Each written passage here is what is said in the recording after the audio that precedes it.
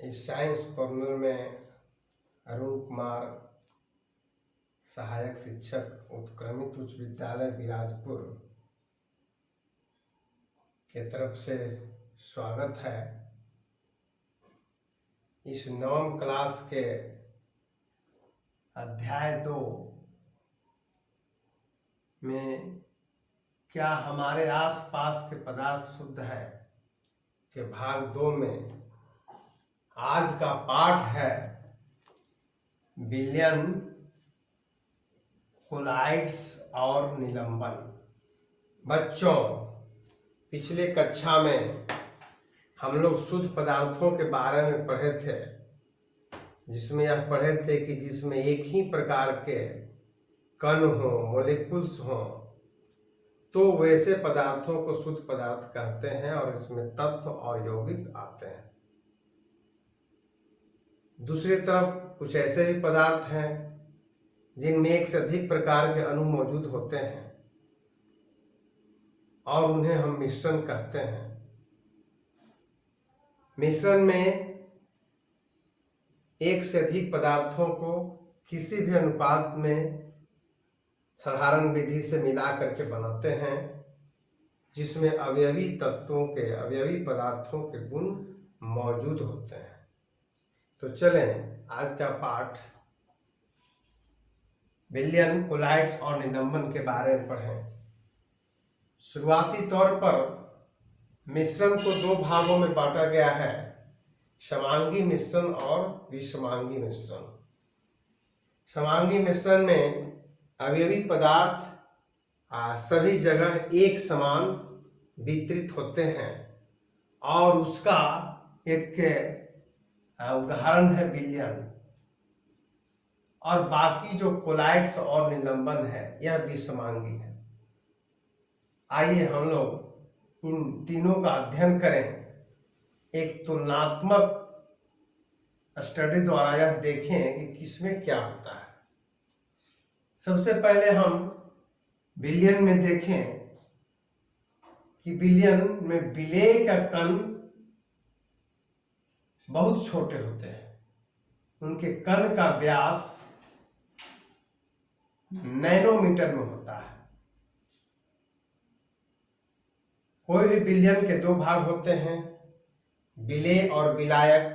जो कम मात्रा में होते हैं उन्हें हम विलेय कहते हैं, जो अधिक मात्रा में होते हैं उन्हें हम विलायक कहते हैं। आइए हम देखते हैं विलयन का एक उदाहरण।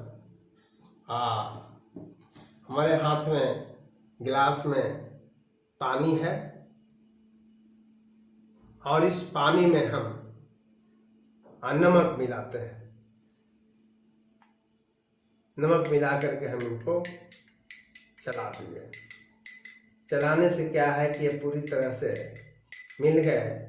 अब इसमें नमक के जो अणु हैं वो देखने से दिखाई नहीं पड़ रहे हैं। ये आपका विलयन है।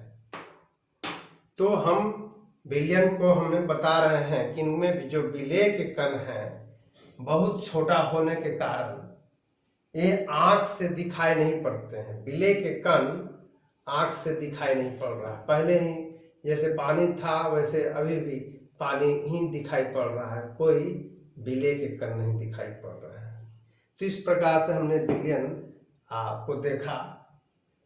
और जब विलेय के कण का हम तुलनात्मक अध्ययन जब कोलॉइड से करते हैं तो यह पाते हैं कि इनमें विलेय के कण बड़ा होता है।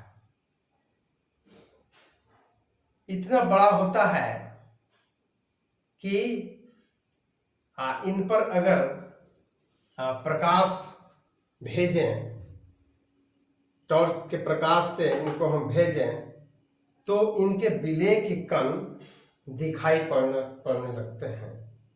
और एक कमरे में भी ऐसा होता है, वायु के कण अगर हम इस टॉर्च को जलाएं अंधेरे कमरे में तो वायु में जो मौजूद धूल कण है यह इस प्रकाश में दिखाई पड़ रहा है।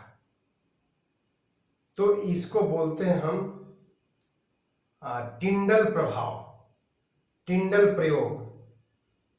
कोई भी कोलाइड्स पर अगर हम लाइट दें तो उनके कण दिखाई पड़ने लगते हैं, जैसा कि टॉर्च में हम पा रहे हैं।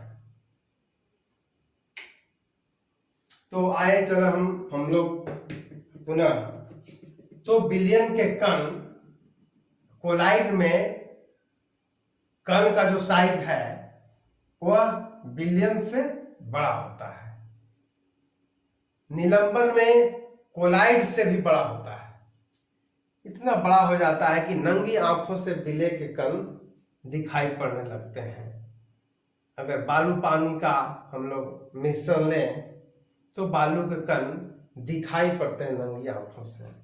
तो सबसे पहले महत्वपूर्ण यह है कि बिलियन के कण बहुत छोटे, नैनोमीटर में होता है इनके साइज। कोलाइड में बिलियन से बड़ा होता है बिले के कण। निलंबन में कोलाइड से भी बड़ा होता है और बिलियन से तो बहुत बड़ा होता है। पहली बात है। दूसरी बात क्या है, इनके कण आंख से दिखाई नहीं पड़ता है। अभी हमने बात को कह रहे थे कि इस गिलास में एक बिलियन है नमक पानी का, इसमें बिले के कण दिखाई नहीं पड़ रहे हैं।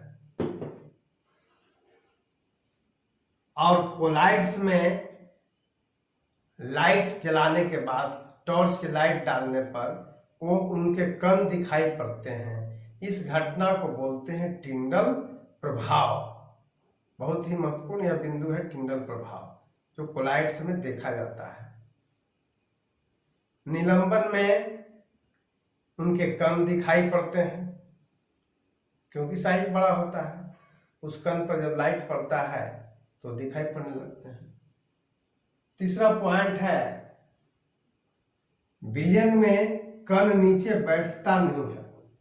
अभी हमने इसमें नमक डाला और इसको मिला दिया तो कुछ देर के बाद ऐसा नहीं है कि नमक के कण नीचे बैठ गए हैं, बिल्कुल नहीं। तो ये बिलियन का है कि बिलियन में बिले के कण नीचे नहीं बैठता है। कोलाइड्स में नीचे बैठ जाता है। हम लोग दूध खरीदते हैं, दूध खटाल से लाते हैं, दूध को कुछ देर के लिए छोड़ दें तो देखते हैं कि दूध के कुछ भाग बर्तन की दीवारों में या बर्तन के पेंदी में बैठ गया है। बहुत नहीं लेकिन कुछ बैठता है। निलंबन में बहुत तेजी से बैठता है। बालू पानी का मिश्रण लेते हैं तो बालू बहुत तेजी से बैठ जाता है। मिट्टी पानी लेते हैं, मिट्टी भी तेजी से बैठने लगता है। तो यह है तीसरा पॉइंट। आगे अगर उनको हम छाने फिल्टर पेपर से और कोई दूसरे माध्यम से छानने की कोशिश करेंगे तो बिलियन में बिले के कण अलग नहीं होते, यानी हम छान नहीं पाएंगे। कोलाइड्स में भी हम बिले के कण नहीं छान पाते हैं, फिल्टर कर पाते हैं, अलग कर पाते हैं। निलंबन में हो जाता है।